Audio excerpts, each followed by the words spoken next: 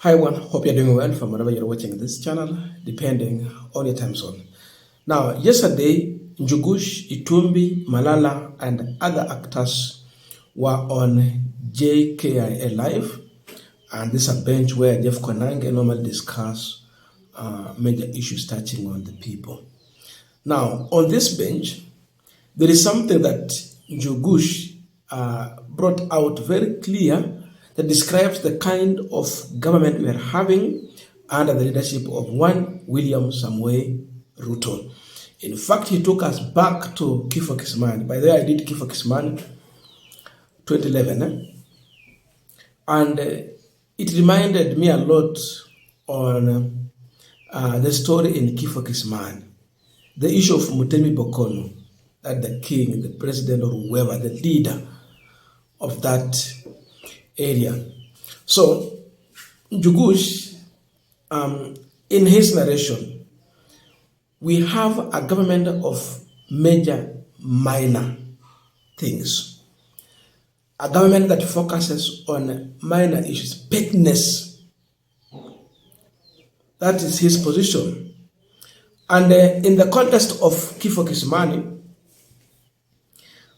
you can refer to Mutemi Bokono, who Njugush now refers to as Bonoko, William Ruto, the president. So, Mutemi Bokono is expecting people to sing songs of praising him. Wamuimbie nyimbo za kumsifu mtukufu rais. This also reminded me of how Moi used to be so much happy when you sing such songs, and we will be playing those clips. Because when Ruto became the president, I remember on this Punchline, we said, through William Ruto, we have the living and the breathing Moi of our times. Indeed, this was true. It has now come to pass, I can say so. So, in the context of Kifo Kisimani, Mutemi Bokono expecting people to come for the meeting. His advisor, Batu, is asking where are the people? They were told to wait from the other side. Now it is time for them to come. They are not coming. Why? Hawaruhusiwi kunywa maji ya kisima. So they boycotted the meeting.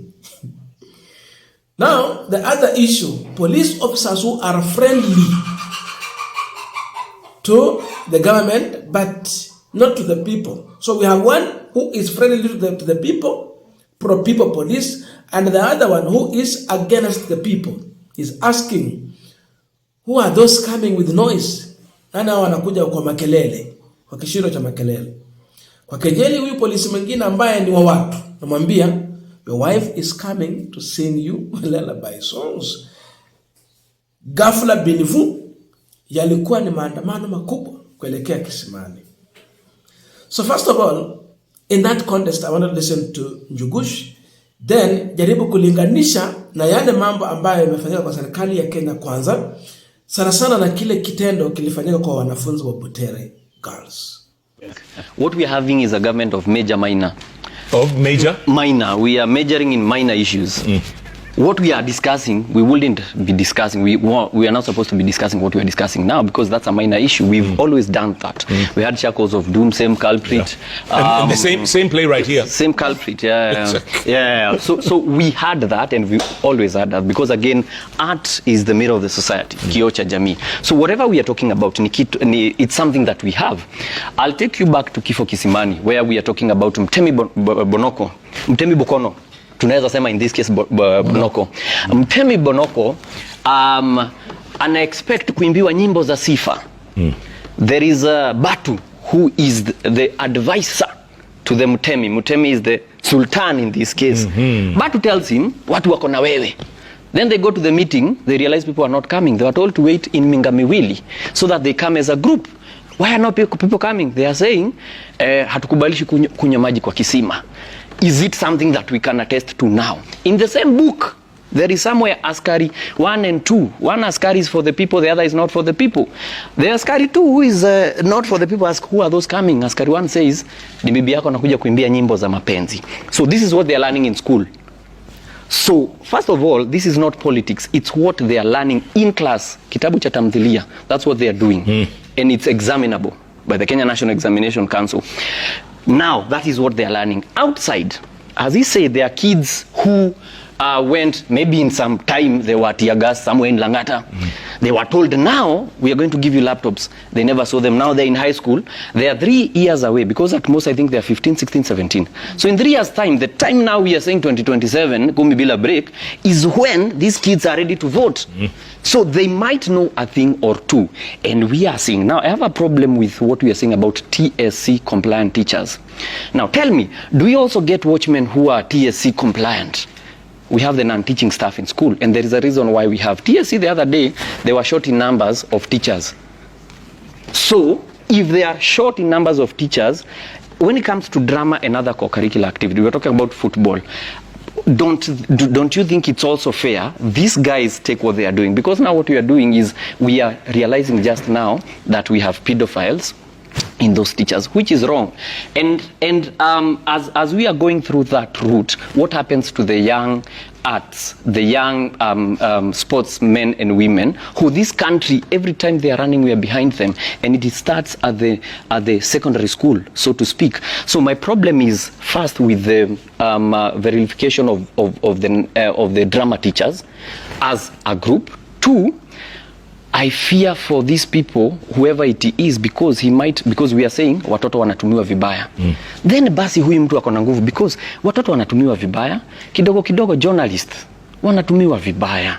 Si tuliona wakizima kamera, you wonder why a whole professor of law will say zima kamera, kwani anaoga nje. Aya 2, but let me finish.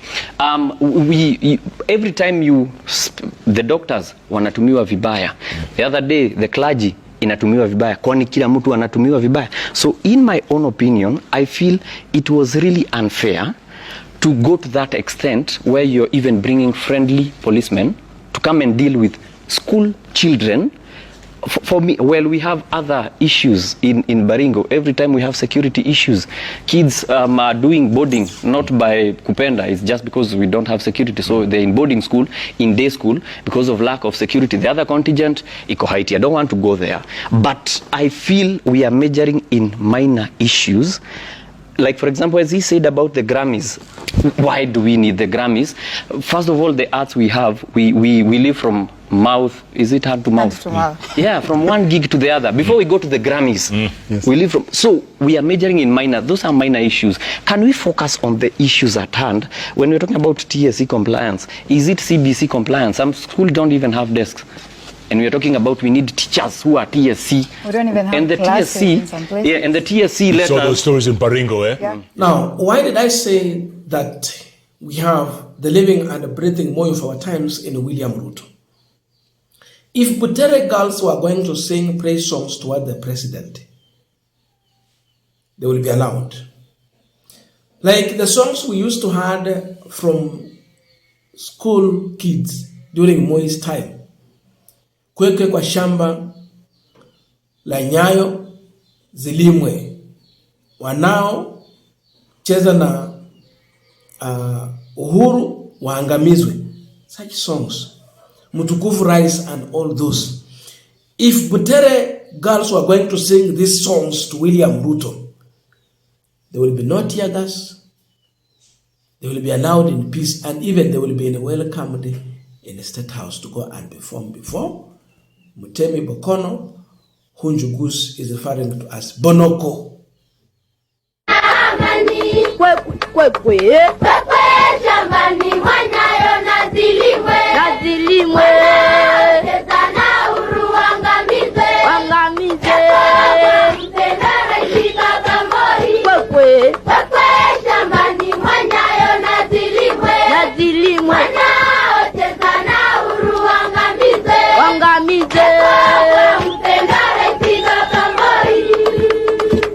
Chama chaki KANU kinatawala Kenya.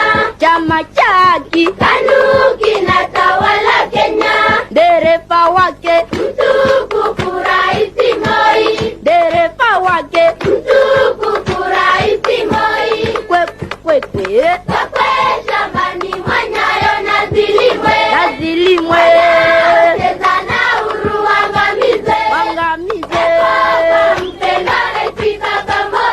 Now, I want us to continue with our panel discussion, but I have a quick request. For those who are watching this channel and you have not yet subscribed, please consider subscribing. To our returning subscribers, I must say thank you so much. And again, to all our viewers, please give this video a thumbs up. Thank you so much, and back to our discussion. Now, using Njugush onwards, a government that focuses on major minor, petty issues. TSC compliant teachers are the ones who are supposed to be in school. So Njugush asked a question. If you're talking about the TSE compliant, what about the school desk? We have schools that don't have desk. Hawana mahali pa wanafunzi kukaa. Is that TSE compliant?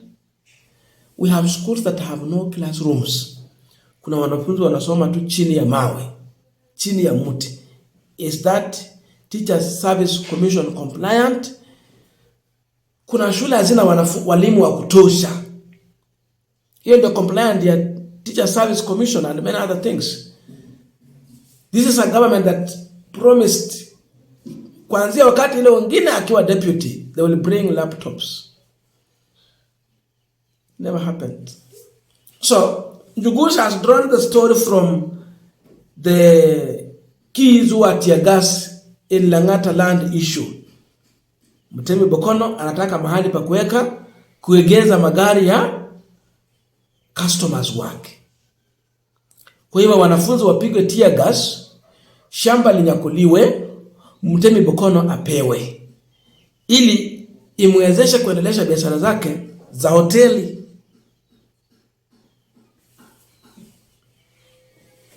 Now we are here. Even among these police who have been tear gassing the children, they took government friendly police officers to Nakuru to go and tear gas these kids. So we are also learning that even among our officers, we have officers who stand with the people who cannot entertain such thing that the Butere kids were subjected to. Kuna wale police ambao ni pro people na wale ni pro government. Sasa kutakuwa na siku maandamano yatakuwa makubwa. Sijui watafanya nini. Even beside that, tayari echoes of war was acted by the police officers. Na hata kifo kisimani pale tumeona ile sura ikikuja pale ya kifo kisimani.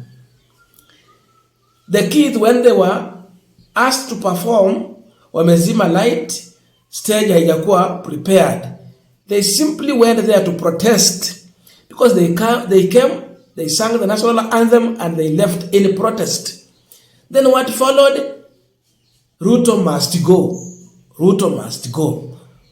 No Butere, no drama. No Butere, no drama. So already the protest was here. Kungekuwa na wale askari wa serikali wakiuliza kelele ni ya nini, yule mwingine amwambia kwamba ni bibi yake anakuja kuimbia nyimbo za mapenzi, na kumbe ni maandamano makubwa ambayo itawaanika, itawamaliza. So Njugush really related this story very well. We need such brains ikifika mahali kwa discussion kama hii, so that the government can be told the truth. This government is a government that needs people to praise it. You don't do so, you become their enemy and therefore their target. What was the worry? The right that the script that Malala wrote, it was focusing on the Middle East, where we have the Sultan and the way of governance. There's nowhere I mentioned even Ruto in that context. But if you relate it, you will see on how government fail their own people. But they were not allowed to act it because they knew it was going to expose them. Yani ni sawa na kusema kwamba kifo kisimani isikuwa acted anywhere. Na vitabu zingine tu nyingi za tamthilia. Wao wamesema tamthilia ni kioo cha jamii. People are not comfortable to see their face. The real people who they are. Ndio maana wangependa vitu kama maigizo ya aina hiyo yasifanyike. You give fake promises when they are questioned, you don't want. You just want people to praise you. So, in 4 minutes time, just in this statement, Njugush had completely destroyed William Ruto and his administration. One advisors were Ruto. You can see how they advise him. Who advises him to go and tear gas kids? Who advises him to come and lie to the people? Then, when people boycott his meeting, the advisors tell him to go. That's why hiyo ndio kitu kingine ya ajabu. To go and buy the audience.